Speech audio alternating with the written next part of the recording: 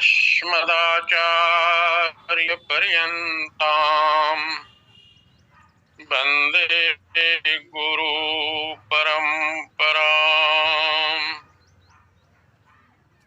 श्री राम मैं सब जग जानी,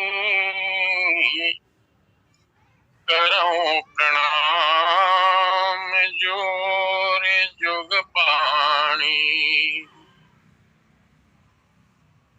बोलिए लखन सिया राम चंद्र की जय। पवन सुत हनुमान की जय। उमापति महादेव की जय। गोस्वामी तुलसीदास जी महाराज की जय। जय जय सीताराम। आइए दो बार भगवान नाम संकीर्तन करें। श्रीमन नारायण नारायण नारायण। श्रीमन नारायण नारायण नारायण। भज मन नारायण नारायण नारायण। भज मन नारायण नारायण नारायण। श्रीमन नारायण नारायण नारायण। श्रीमन नारायण नारायण नारायण। बोलिए लक्ष्मी नारायण भगवान की जय।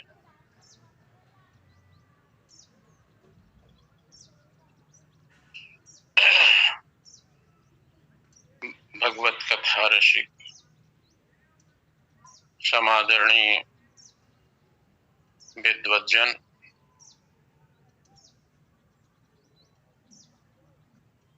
राम कथा सत्संग के संचालक आदरणीय श्री पटेल जी,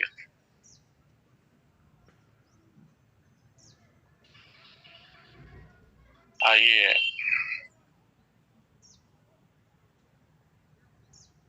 रामचरितमानस अंतर्गत प्रभु श्री राम के बाल लीला का आनंद लें।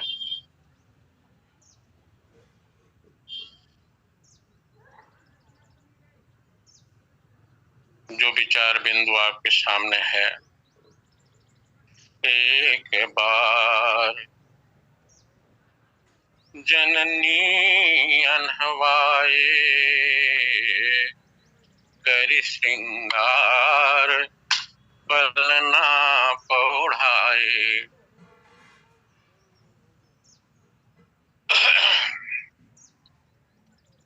माता कौशल्या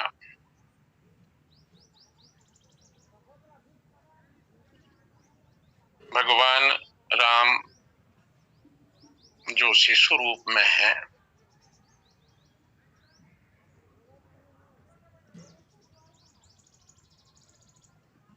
उनके आज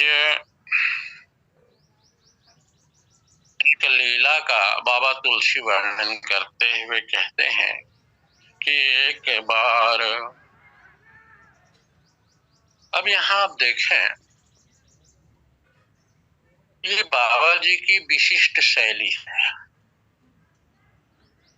कि जब भी कोई नया प्रसंग का वर्णन करना प्रारंभ करेंगे तो वो कहते हैं एक बार।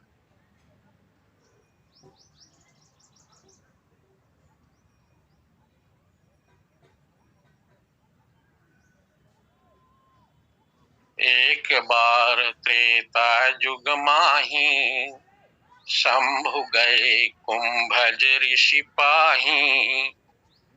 एक बार भूपति मन माही, भय गलानि मोरे सुत नाही।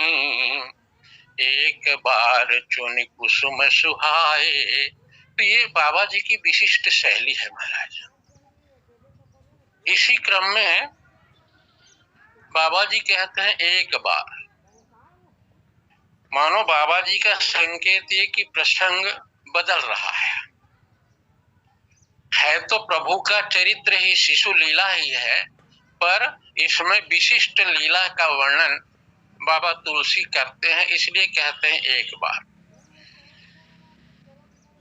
और दूसरी बात पर जब हम विचार करें तो एक बार कहने का मतलब ये है बाबा जी का कि यदि आप इतिहास से बहुत प्रेम करने वाले हैं, बाबा जी कहते हैं मैं इतिहास से प्रेम नहीं करता, पर यदि आप इतिहास से बहुत प्रेम करने वाले हैं तो ये आपके लिए गृह कार्य है कि आप ढूंढें किस बार।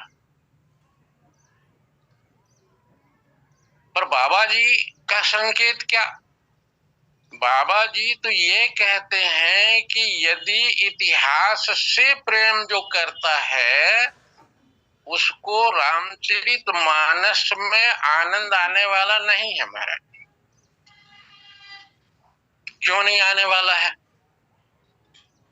इसलिए कि रामचरितमानस में इतिहास जो है वो भूतकाल है, और बाबा जी कहते हैं कि भगवान राम तो वर्तमान काल है, और भगवान राम का जो चरित्र है वो वर्तमान है, प्रत्यक्ष है, और बाबा जी उसमें हर घटना में शामिल है महाराज। आप जो भी प्रसंग देखें बाबा अपनी उपस्थिति दर्ज करते हैं। तही अवसर तापस एक आवा, तेज पुंज लघु बयस सुहावा। बाबा तुलसी ध्यान मग्न हो गए उस घटना में जब भगवान पहुंचने लगे उनके राजापुर वनवास के समय। भरत जी के साथ आप देखें जब भगवान को मनाने जा रहे हैं भरत जी, तो बाबा तुलसी वहां भी है। कलिकाल तुलसी से सठनी हट, कलिकाल तुलसी से सठनी हट, राम सन्मुख करत को।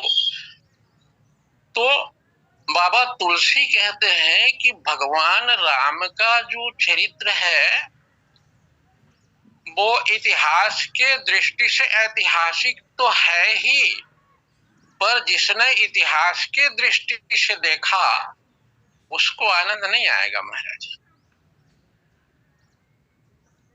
और वर्तमान में जब हम वर्तमान में होकर के बाबा तुलसी के रामचरितमानस की घटना को देखें, लीला में शामिल हो, हमारी उपस्थिति हो, तब ज्यादा आनंद आएगा।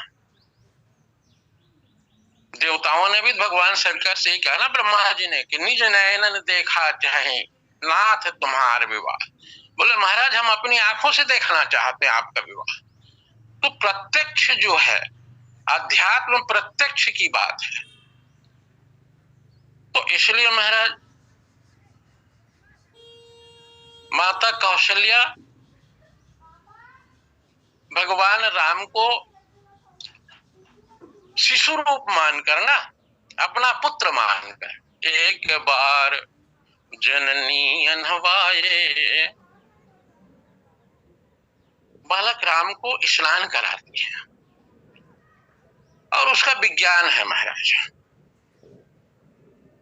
माता कौशल्या को अपने कुल देवता की पूजा करना है, और इसलिए माता चाहती हैं कि बालक सो जाए और मैं निश्चिंत होकर के अपने कुल देवता की पूजन कर सकूं। और इसलिए हम जानते हैं कि बालक को जब स्नान करा दिया जाए, पेय पान करा दिया जाए, दुग्ध पान करा दिया जाए तो निश्चिंत होकर सो जाता है और फिर माता फुर्सत हो जाती है। तो स्नान कराएं, स्नान कराने के बाद श्रृंगार की झुगलिया पहनाए, पीत झगुलिया, गहना पहनाए, और उसके बाद में फिर बाबा कहते हैं इस बीच में ये जो घटना है ये किस रूप में है, बाबा संकेत करते हैं कि माता कौशल्या प्रभु के माधुर्य में डूबी हुई हैं, पुत्र प्रेम में डूबी हुई हैं और पुत्र विषय का आनंद ले रही हैं। बाबा संकेत करते हैं कि प्रेम मगन कौशल्या और निस दिन जात न जान, सुत स्नेह बस माता और बाल चरित कर गान। बालक के चरित्र का गान करते हुए और माता कौशल्या ये सब कर रही है। तो महाराज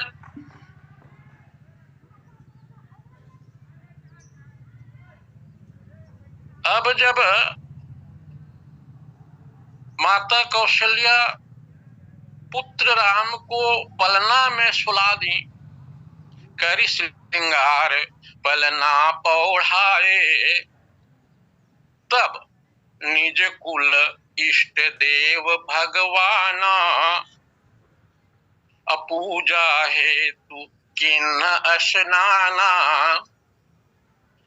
निज कुल इष्ट देव भगवाना, अपने कुल देवता की पूजा करने के लिए पूजा हेतु किन्ह स्नाना, एक बार वो स्नान कर चुकी थी, अब इष्ट देव की पूजन करना है, इसलिए पूजा हेतु किन्ह स्नाना, पुनः स्नान करती हैं, वो पूजा के लिए करती हैं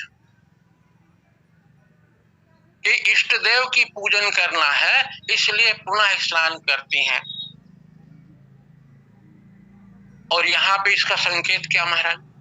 इसका संकेत ये कि सुचिता का ध्यान रखती है कि हम पूजा के पहले बाह्याभ्यंतर सुचिता बना लें, फिर हम पूजा करें। क्योंकि एक संकेत मिलता है कि देवो भूत्वा देवम यजेत, पहले अपने शरीर को हम देवता के योग्य बनाए, उसके बाद में फिर हम देवता की पूजन करें। तो निज कुल इष्ट देव भगवाना, अब भगवान रघुकुल के कुल देवता कौन है? तो श्री रंगनाथ जी भगवान है। और ये रंगनाथ जी भगवान जो है ये कौन है? जब भगवान के नाभि कमल से, नाभि से जो कमल उत्पन्न हुआ और उसमें जब ब्रह्मा जी आए तो ब्रह्मा जी ने भगवान से ध्यान के लिए पूछा, और तब भगवान जो है रंग माने संस्कृत में कहते हैं विमान को महाराज, तो भगवान ने एक विमान दिया जिसमें भगवान की अर्चा विग्रह था और उसी को ब्रह्मा जी ने पूजन किया। जब मनु महाराज जी से इक्ष्वाकु महाराज जी इस बात को सुने और मनु महाराज जी से जब पूजन की विधि उन्होंने जाना, जो पंचरात्र विधान कहलाता है, तो इक्ष्वाकु जी के मन में ये लालसा उत्पन्न हो गई कि वो विग्रह हमें मिल जाए। तो कहा कि ब्रह्मा जी की तपस्या करो, ब्रह्मा जी से मिल जाएगा। और तब इक्ष्वाकु महाराज ब्रह्मा जी की तपस्या करके और श्री रंग भगवान को रघुकुल में लाए, उनकी पूजा होने लगी। जब भगवान को परम धाम जाना हुआ, साकेत धाम जाना हुआ, तो भगवान ने वो रंगनाथ भगवान जी का विग्रह जो है, अर्चा विग्रह, उसको विभीषण जी को दे दिया। कहा इसकी पूजन तुम करो। पर उसमें एक शर्त उन्होंने रखा कि यहां से ले जाते समय लंका के जाते तक जमीन में नहीं रखना इसको, और यदि धोखा से जमीन में रख दिया तो वो वहीं स्थापित हो जाएंगे। अब भगवान की लीला रही होगी महाराज कि जैसे ही कावेरी के तट पर विभीषण जी पहुंचे और उनको आई लघु शंका, चंद्र पुष्करणी क्षेत्र में पहुंचे थे कावेरी के तट पे, और विग्रह को उन्होंने रख दिया जमीन पे, और श्री रंगनाथ भगवान वहीं पे विराजित हो गए। और आज भी संतों के द्वारा ये मान्यता है कि विभीषण जी आज भी पूजन करने के लिए वहां आते हैं प्रतिदिन। तो ये जो कुल देवता के रूप में भगवान का ही वहां पर श्री रंगनाथ भगवान को ही कुल देवता के रूप में पूजन किया जाता था, और उसी की पूजन माता कौशल्या जी को करना था, और इसलिए उन्होंने ये सब किया महाराज। तो पूजा हेतु किन्ह स्नाना, पहले स्नान की थी, पुनः उन्होंने स्नान किया। और स्नान करने के बाद करी पूजा नैवेद्य चढ़ावा, जैसा कि पूजन का विधान है, पंचोपचार पूजा, षोडशोपचार पूजा, सहस्त्रोपचार पूजा, राजोपचार पूजा, ये विधान है हमारा।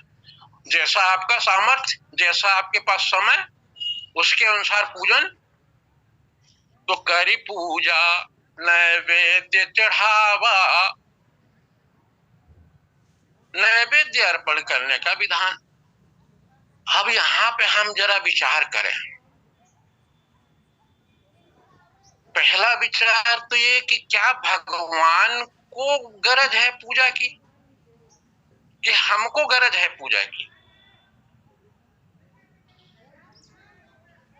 तो महाराज भगवान को कोई पूजा की गरज नहीं है, आवश्यकता हमको है भगवान के पूजन की। और क्यों है? इसलिए महाराज कि अंदर और बाहर की शुचिता पूजा से आती है। क्योंकि उसमें दो चीज का महत्व है पूजा में। क्रिया का महत्व तो है ही है, परंतु भाव का विशेष महत्व है। और इसलिए आप देखेंगे कि जब भक्त भाव में डूब जाता है तो क्रिया गौण हो जाती है और भाव प्रमुख हो जाता है। रामकृष्ण परमहंस की जीवनी में यह बात आती है कि जब वो मां काली का पूजन करने लगते हैं तो फूल तो मां काली को दिखाते हैं और चढ़ाते अपने सिर पे हैं महाराज। फिर ये विधान उनके पास नहीं रह जाता कि स्नान हो, स्नान के बाद चंदन हो, चंदन के बाद फूल हो, ये विधान चला जाता है भाव में जब डूब जाते हैं। और इसी कारण ही पूजा का विधान है। मतलब क्या? मतलब ये कि आज जो मूर्ति पूजा के संबंध में बहुत से लोग कहते क्या फायदा है, तो भागवत जी में एक प्रश्न उठाया गया कि मूर्ति पूजा कब तक हम मूर्ति की पूजा करें? तो जब तक उस मूर्ति में हमें अपने इष्ट का दर्शन ना हो जाए तब तक पूजा करें। जैसे रामकृष्ण परमहंस जी को हुआ, माता जी उनके साथ प्रत्यक्ष बात करती थी। ये कलयुग की बात है, कुछ दिन पहले की बात है महाराज। तो उस पूजा में जो नैवेद्य लगाया जाता है या पूजा में जो सामग्री प्रस्तुत की जाती है भगवान के लिए, उस पर जरा हम विचार करें कि जितनी पूजा की सामग्री हम उपयोग करते हैं क्या वो हमारा है? जल हमारे यहाँ है, हमने बनाया है क्या? फूल हमने बनाया है क्या? वस्त्र के लिए जो कपास है वो क्या हमने बनाया? जो अन्न खीर पैस आदि जो हम नैवेद्य चढ़ाते हैं क्या हमने बनाया? ये तो सब भगवान का है, ये तो हमारा कुछ है नहीं। और इसीलिए आप देखें कि भगवान को जब नैवेद्य चढ़ाया जाता है तो हमारे आचार्यगण एक बात कहते हैं, नैवेद्य का मंत्र तो पढ़ते ही पढ़ते हैं, शर्कराघृत खाद्यानि दधि क्षीर घृतानि च, पर ये कहते हैं कि त्वदीयम वस्तु गोविंदम तुभ्यमेव समर्पयेत ग्रहण सम्मुखो भूत्वा प्रसीद परमेश्वर। कह महाराज आपका आपको दे रहा हूं, तेरा तुझको अर्पण क्या लागे मेरा। ये भाव, इस भाव से नैवेद्य चढ़ाया जाता है और उसमें भाव ही प्रमुख है। आप देखें भला, जैसे हम दुकान में जाते हैं मिठाई की दुकान में, तो मिठाई की दुकान में ये नहीं कहते कि 1 किलो प्रसाद दो। हम दुकान में तो यही कहते हैं ना कि 1 किलो मिठाई दो, तो उस समय वो क्या है? मिठाई है। पर जब भगवान को समर्पित कर दिया गया उसके बाद में फिर ये कहते हैं क्या कि मिठाई लो, फिर तो ये कहते हैं कि प्रसाद लो।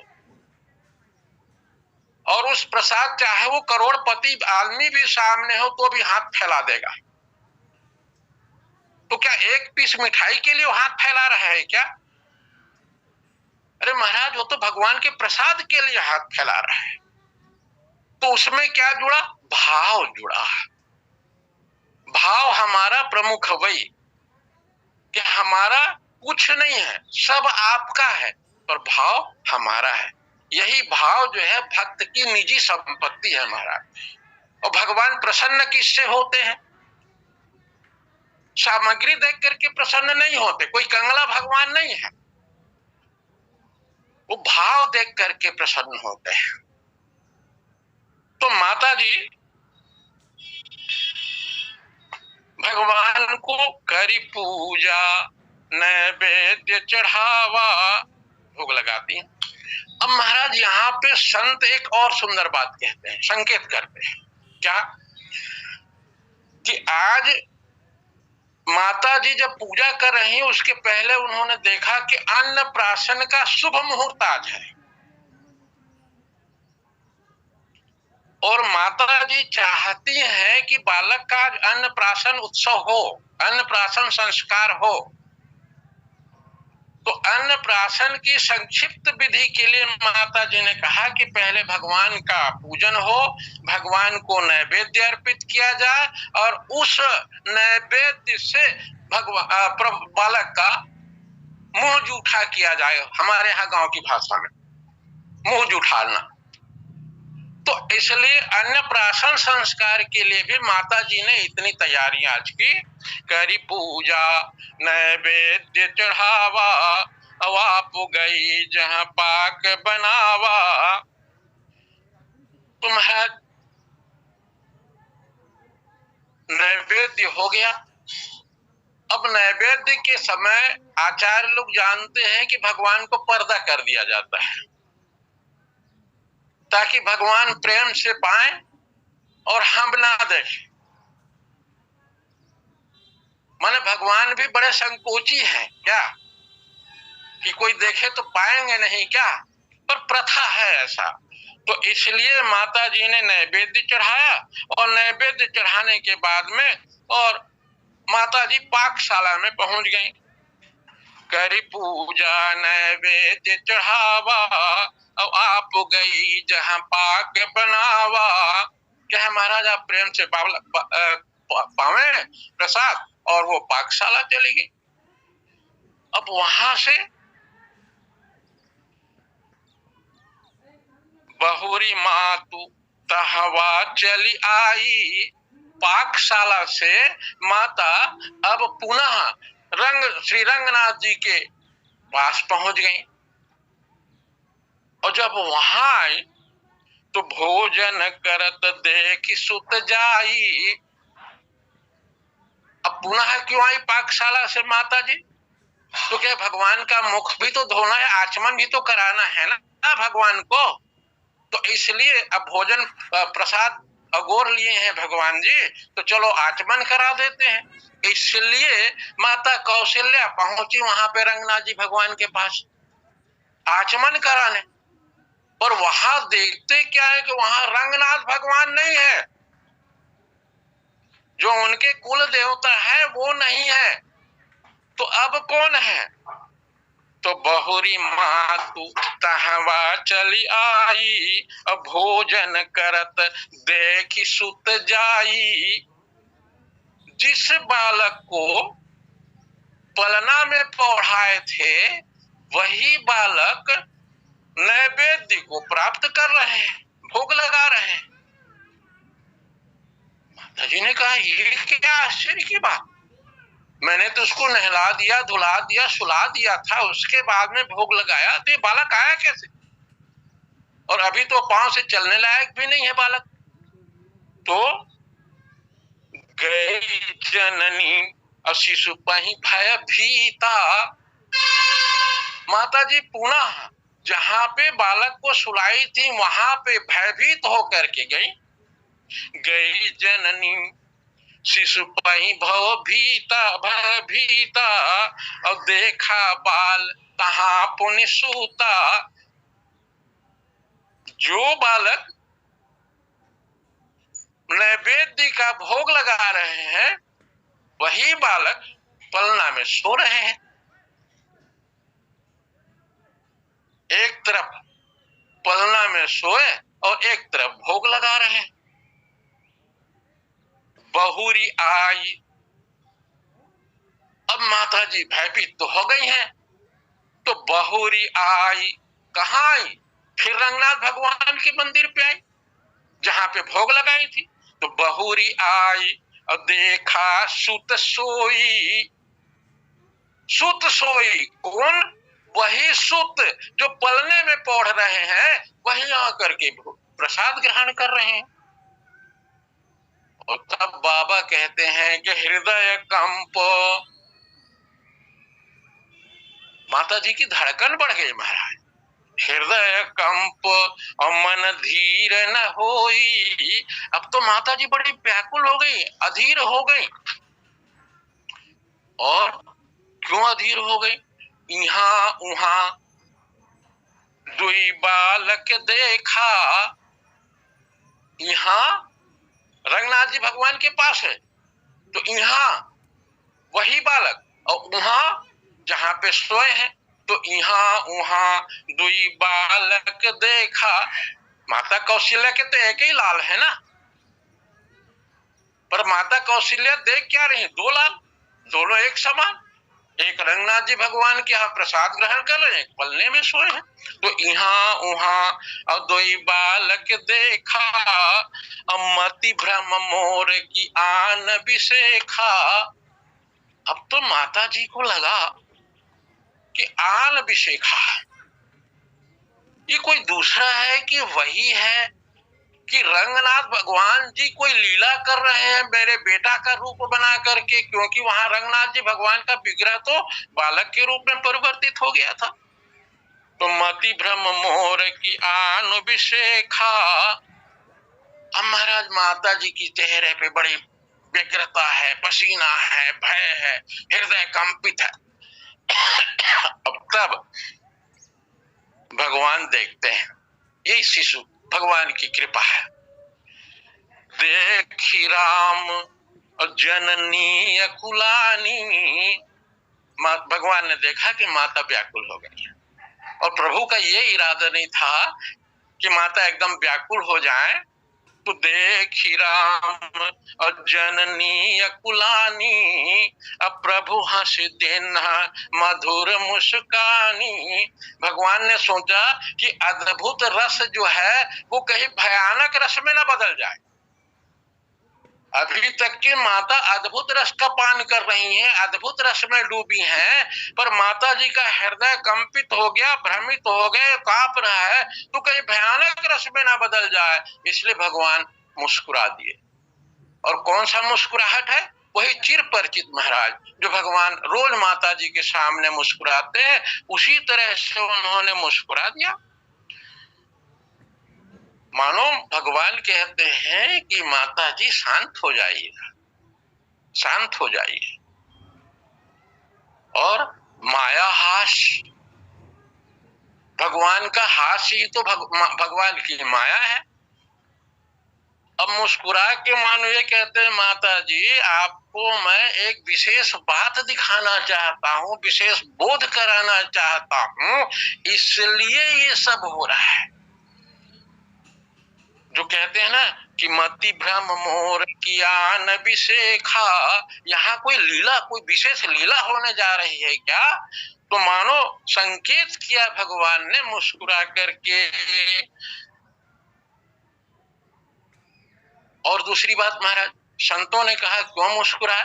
मानो भगवान माता कौशल्या को ये याद दिलाते हैं कि माता जी, सूतिका गृह में मैं आपको अपना अद्भुत रूप दिखा चुका हूं, और उसको आप भूल गई हो।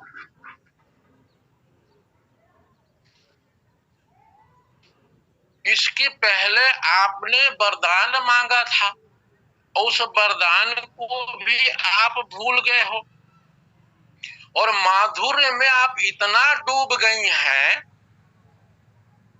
कि मुझको और भगवान को, मुझको और अपने इष्ट देवता को आप अलग अलग मान रही हो। मुझको अपना बेटा ही मान लिए, भगवान को अलग मान लिए।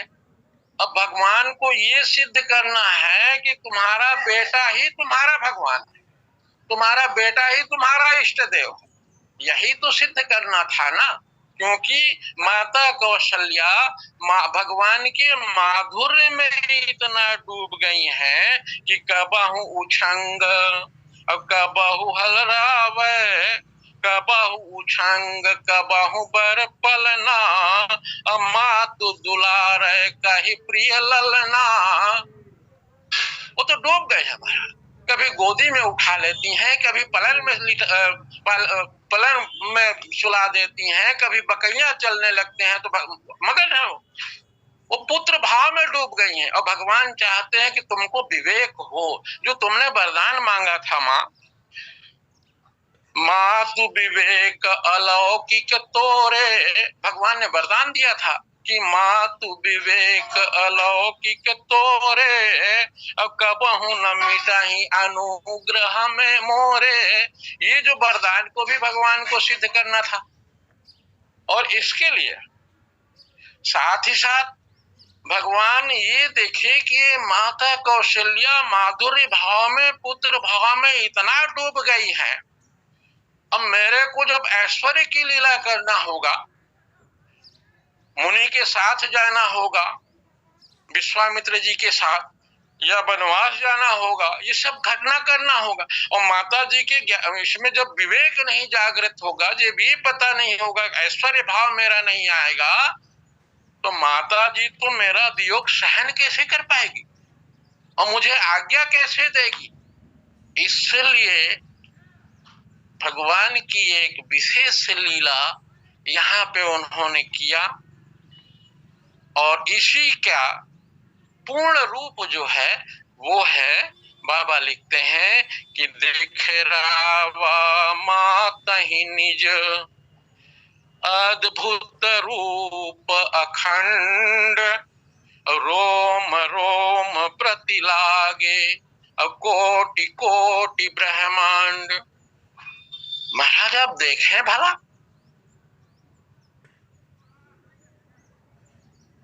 वही